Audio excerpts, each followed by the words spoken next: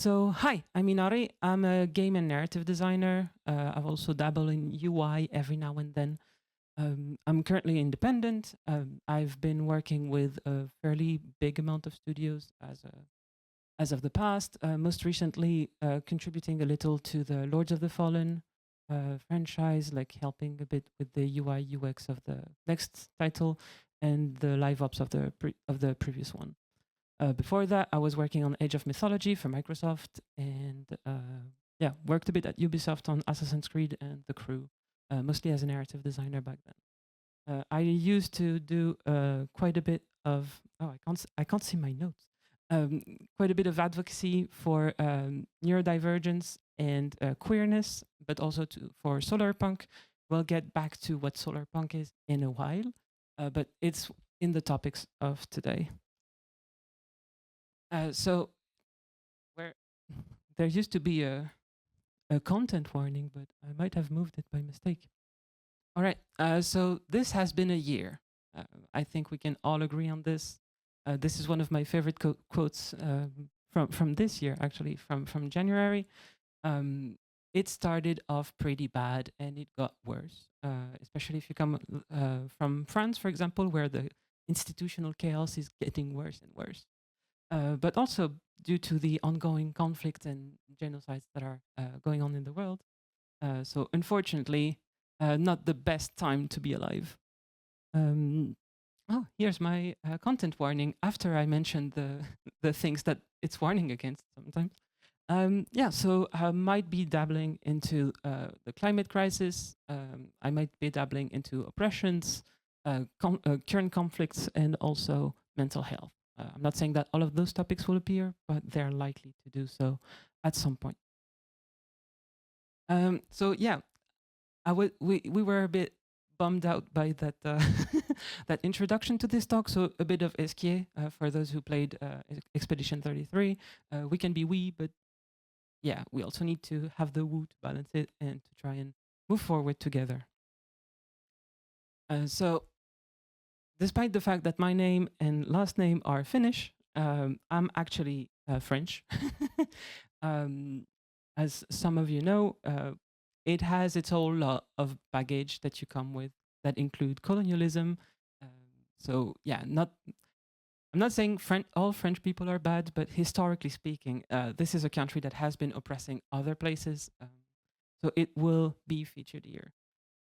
But how does that, sorry, um, infer with the talk of today? So I checked online what France is, and the result is first is cuisine, as Ratatouille showed us pretty well. Like if you're interested in cuisine, most likely you will be learning at some point French techniques. I'm not the one that made them. They're interesting, but it's not the only cuisine in the world. And the second thing we're known for is strikes, which is like the politically correct form of revolution. So how does that tie in with Hope Punk? Well, that's what we're gonna explore a bit today. And hopefully at the end, we will be able to try and start a conversation about creating a framework to tell stories that are related to Hope Punk. But we need to understand it a bit better. And for that, I think we need a little bit of history. So in the 90s, in the 80s, sorry, and 70s, there was the emergence of cyberpunk with quite famous authors like Philip K. Dick. Um, and it was describing a society that had been shifted because of the cybernetics, internet, and that type of technologies. And it was trying to evaluate how society would change based on those. So we're 40 years later now, we can see that there were some pretty accurate predictions in some of the books. And it was fairly pessimistic. Like cyberpunk initially was there to be a warning against the mad run towards progress. And it developed together with the noir genres and aesthetics, and that created a very pessimistic out view on the rest of the world. In here, so two examples: Blade Runner from Philip K. Dick's "Do Androids Dream of Electric Sheep," and at the bottom, Akira from Japan, that I think most of you know, if not have seen either of them. They're pretty interesting works to see. So the thing is that in cyberpunk, you can't ignore the punk dimension. Like it's in the name. It's about criticizing the establishment. It's about revolution and trying to fight a system that doesn't like you. And cyber is the fuel. Like it is what is driving the social change in the societies that I described, which makes it a genre of exploration for social change, especially in our context. I think it's important that we look back on cyberpunk, but also that we move forward. And so that's the first link with France. The punk, the strikes, France in the around the 2020 was famous for the Yellow Vest movement, where people from all across the political spectrum went out to fight unjust reforms. They're still trying to do it, but it's not working as well with the movement called Bloc on Tout. But yeah, let's see how it turns out in the future. I think at the moment we should take more examples from Nepal rather than France, because one of the key points of that Nepal revolt is the use of pop culture, and that brings us to the topic of today. Then after cyberpunk, more like in the 90s, there was something that people have called, I'm not saying it's perfect, like the definition is a bit blurry, post-cyberpunk, which has a bit more of a positive view of technology. That has been the driver for our pop culture, like especially in the early 2000s, with everyone was excited about the internet, and there were phones that were coming, etc. We lost a bit of that magic with the recent technological developments like NFTs and Gen AI, but yeah, let's see where that goes. So while cyberpunk was a warning, post-cyberpunk tries to evaluate this as it's a fact of life that we need to address. So here we have Big Hero 6, if I recall. I'm not sure that's the English name, but it's one. And at the bottom, if I recall, it was Overwatch. Can someone prove me wrong? Oh, okay. And then there was the whole lot of other punks. So one of the most famous one is steampunk. So at the top of the screen, you can see Steam Boy at the moment. There were other ones that emerged. So steampunk is mostly based on Victorian society that is disrupted by the technological revolution of steam and coal in general. We've also seen diesel punk, which is more Edwardian, so a bit early in the 20th century, more focused on cars and how that changed life, trying to create utopias from this.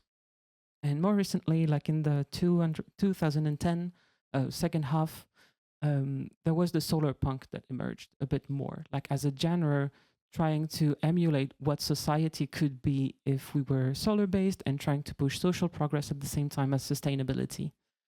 So at the bottom is one of my, it's not my favorite Final Fantasy, we'll talk about it in a moment, but this is a picture from Final Fantasy VIII, where there's a place called the Fisherman's Horizon, which is such a society. Like, I didn't pick the right picture here to show you, but it has a full basin of solar panels that are getting the energy there, and they're technologically and socially pretty advanced society in that world. So as we were saying, like the first part is the fuel for change, and the second part is the punk, like the disruption, the challenging the authority, everything that is about wanting some change. But then in 2017, there's Alexandra Rowland that put out this quote. Out of nowhere, she was back then, she had not published a book yet. She was really unknown, and it was in the depth of Tumblr. And yeah, she coined that word, Hopepunk. I think it's a bit of a recent problem child because it's not tied to anything concrete. Like, you can't grasp hope. Like, it's not something you can put in a bottle and transport with you. Technically, if you consider yourself a bottle, yes, but that's a different topic. So she put that quote out. So to read it for people that might not be able to read, the opposite of grimdark is Hopepunk. Pass it on. So recently we've seen a lot of grimdark and related things put out there. Like we can mention Dark Souls, though it's a bit on the edge. We'll see that in a minute. Um, we've also seen like Game of Thrones, the rise and fall of Game of Thrones, and other IPs that have been like displaying the world as this gray place, which is not entirely inaccurate, but where evil tends to win. And so what Roland was doing there is trying to create a genre, to emulate a genre that would oppose that worldview, which is yeah, already pretty interesting in and of itself. And now we get to the meat of the talk. Um, there's an author named Jovacicek, which is in the US, that has been like talking a lot on Reddit, on Tumblr, with other people writing fantasy books. And they determined that there are two axes to speculative fiction. There's the grim and the dark. Sorry, grim and noble. And then you have the dark and bright axis. And they put that together with Strauss-Howe generational wheel. So it's a theory that they published in a book called The Fourth Turning in 1995, if I recall. I don't have my notes anymore, so sorry, I'm missing some of my points.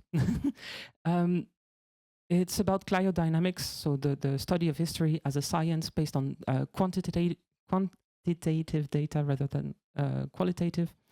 And it goes as every 80 to 100 years, things tend to repeat from a macro perspective. Like you have 4 generations, each generation tend to have some common points to it, and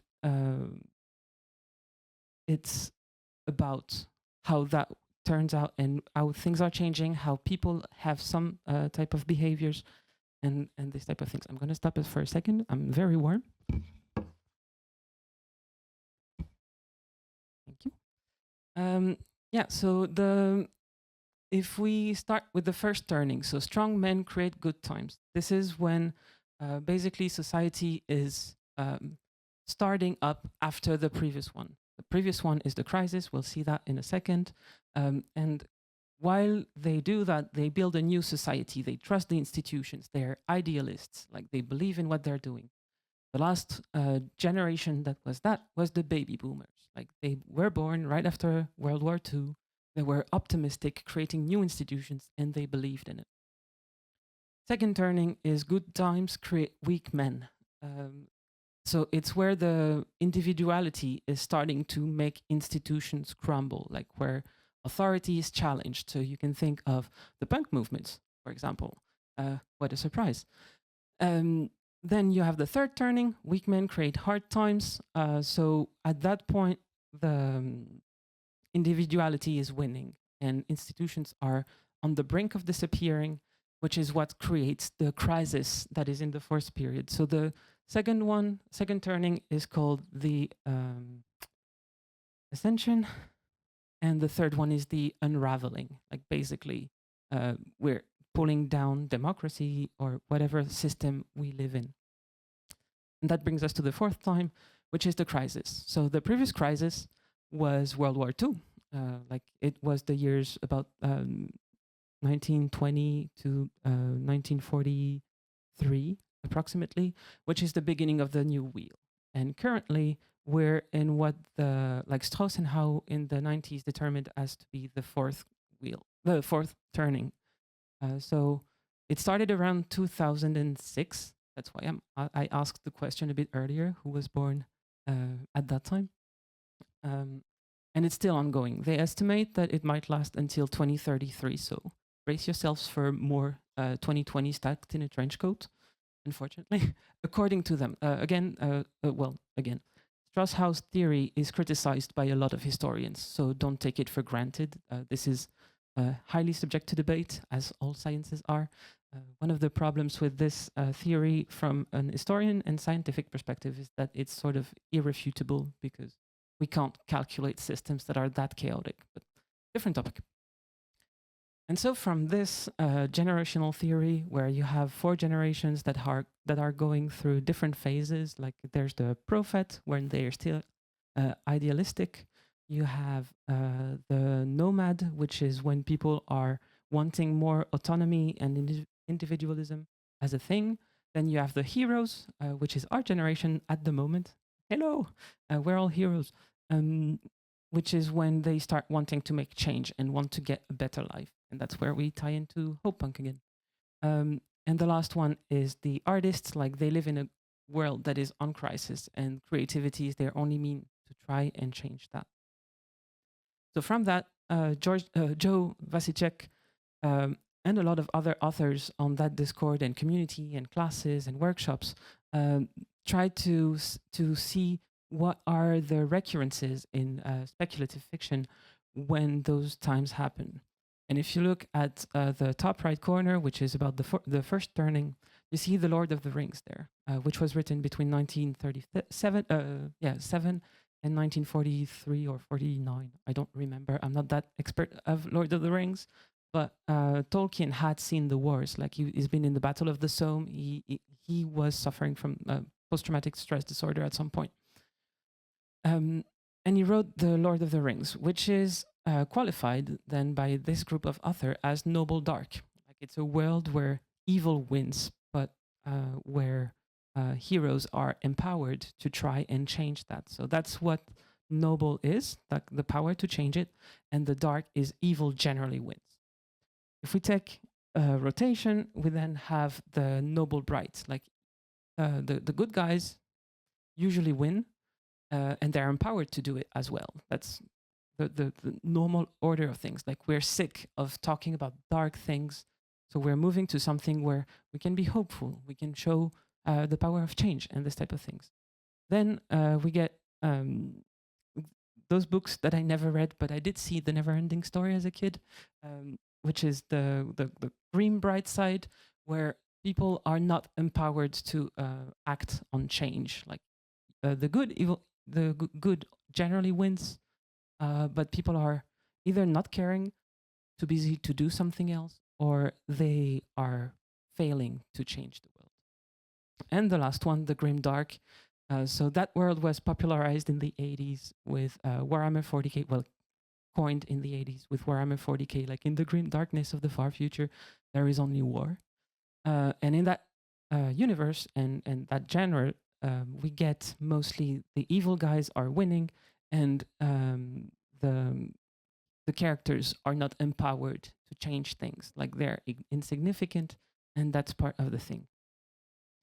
And so, based on like during in between each turning, we can see a slow shift from one subgenre of speculative fiction to the other, and that's what they're suggesting in this. I will put the link to the full article in the slides that I'm going to share, so that everyone can get access to the resources I used to write all that. But yeah, for now, let's consider that between the fourth and first turning, which is about where we are at the moment, we see the emergence of noble dark, which is when, again, the heroes are empowered to fight evil in a world where evil usually wins. And that's where Hopepunk hopefully comes in. Yes. So when Alexandra Rowland coins Hopepunk, to me, it didn't quite fit in that model. Like it's not dark enough on one side, like it's not grimdark, like the heroes can fight, the evil wins, but it didn't really work there. But it also didn't really work in the grim bright. So this is Legends and Lattes, and this is Warhammer 40k. And it's not grim bright because in grim bright the things are fine, and the heroes don't usually act on it that well. In Legends and Lattes, they're opening a coffee shop. It's pretty cute. I highly recommend it. So in the case of Hopepunk, hope is the fuel. But again, you can't really use hope. Like it's not something that shifts the society in and of itself. Like there's no new technologies that you can develop on hope. That being said, not all progress is technological. I think what is important with Hopepunk is that it's about social progress it can be about social progress rather than any progress. But we keep the punk side, so resisting.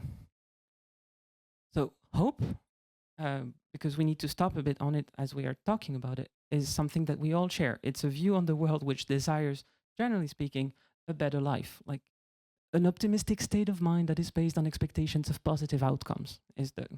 I use Wikipedia is it because open source and we all can contribute. I think it's better. Don't trust people that tell you that you should not use Wikipedia. So yeah, Hopepunk wants to change society through hope. So what is it about it that we need to take into account?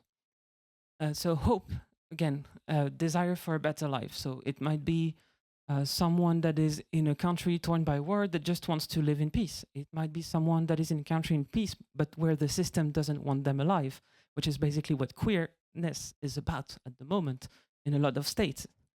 So it creates that feeling that every single one of us have a hope for something. And that's why, to me, it's the thing that we all share and what makes Hope Punk so aspirational. We still haven't defined Hope Punk, but let's get there in a second. So, to me, Hope Punk is about challenging the status quo in the name of getting a better life. It's fighting for what we believe in. It's fighting for a better life for other people as much as ourselves. It's not about being alone and individualistic. To me, it implies that we need to think as a collective for the life of everyone, because alone we are powerless. So before we move on further, to me, Hope Punk is not a genre. To me, it should be thought of as a framework, like a way to tell stories. So I'm gonna introduce a few games that can be categorized as different genres that are not necessarily related to each other, and they will not be called Hope Punk, but they do follow some common things where community has some form of importance. People are not the chosen one selected to save the world. Like Hope Punk is more realistic than that, so it knows that it needs the collective, it needs the hope and the resistance. And after we talk about these few games, so there's like 5 or 6. I can be fast about it because there's 15 minutes left. I'm going to show you what I think could be the beginning of a framework for Hope Punk that I wish in the future to workshop, but I need to find the conditions for it.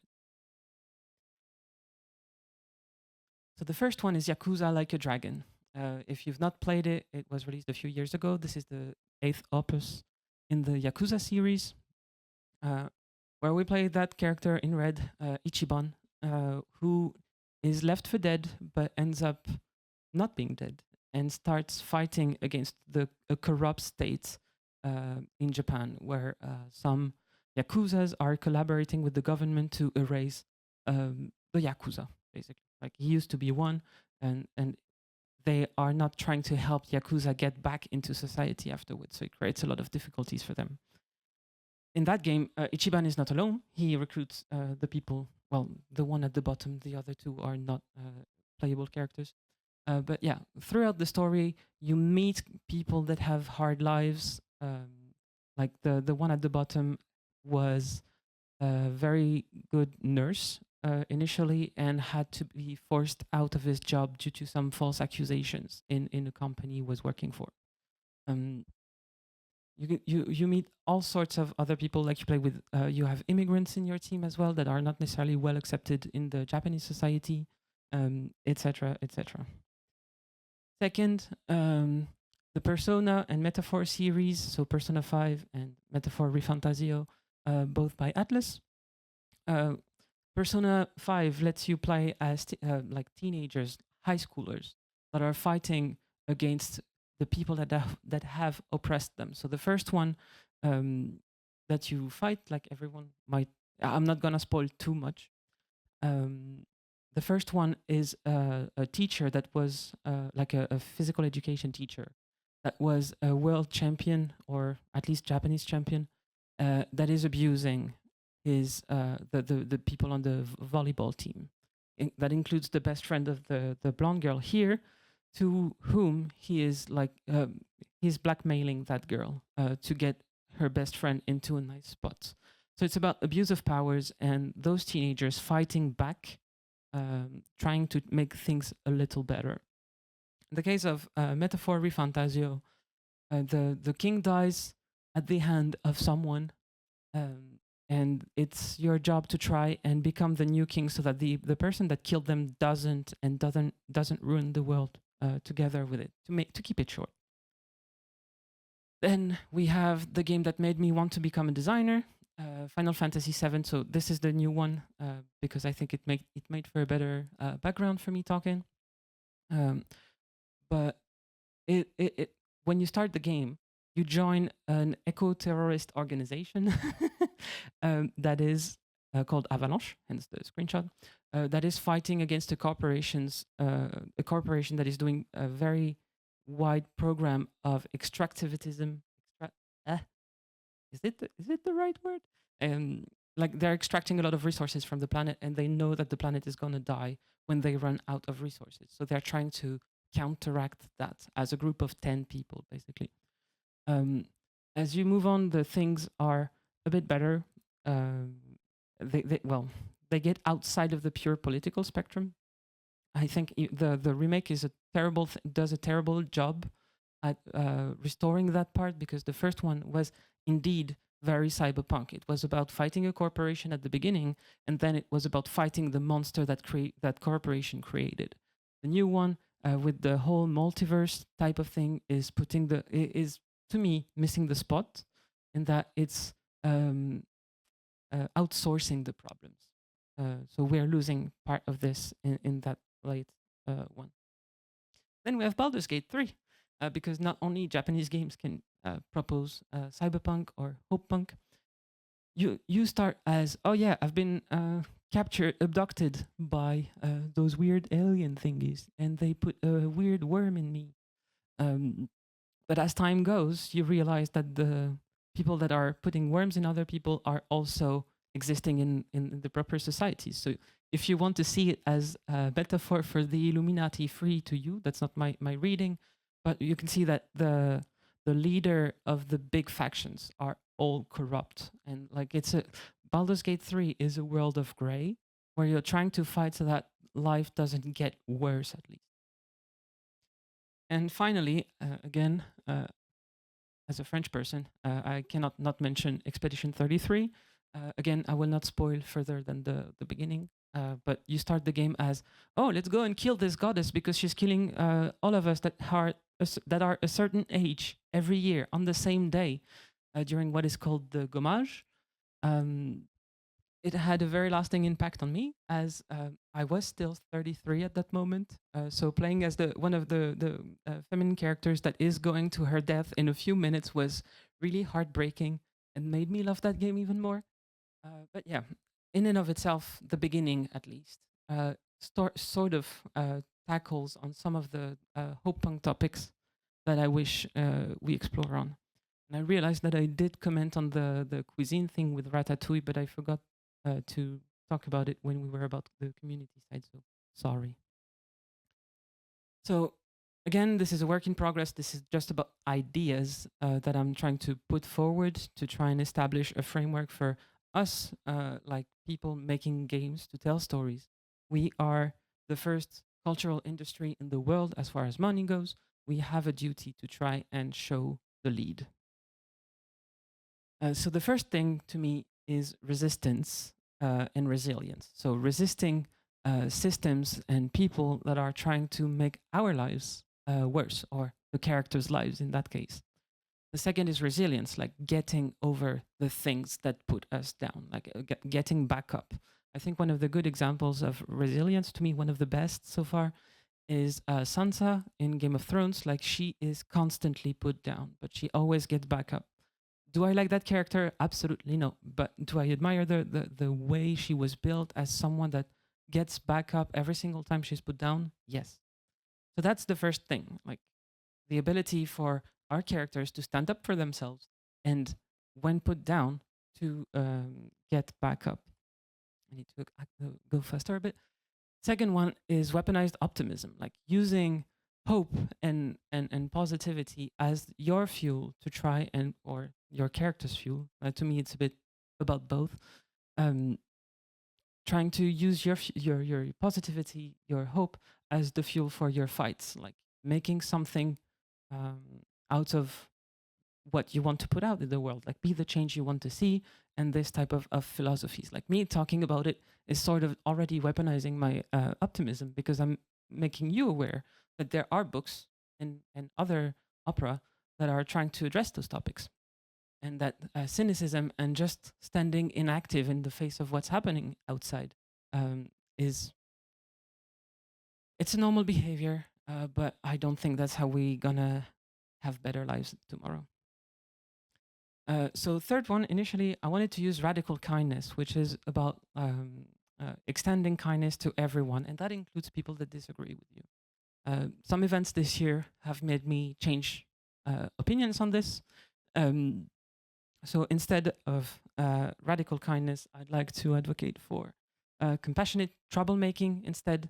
So making waves for other people. Like if we want to talk about what's happening these days, like the 1,000 Madeleines for Gaza, that's what they're doing, and that's what I think we should show a bit more in the games that we make, in the books that we write, and the movies that we make. Um, and the last one is creating community. As I mentioned a bit earlier, uh, with this, a bit cynically, we are sort of powerless alone. But as a group, it's not the case. So communicating, talking about to other people about how to try and enact change, even on a smaller scale. Like you never know when extending kindness to someone, like helping them or just listening to them, can save a life. So creating community to me is part of this. Like you need the other people, you need to have the collective to try and get your bargaining chips against systems that are not listening. And that's the fourth, I think, pillar of the stories that we should tell. A few components of the worlds that I think we should put together. So one of them is that the main characters are generally oppressed. They're not people in power. Like I don't think it's Hopepunk if you take someone that is at the top of the food chain and make them get a better life.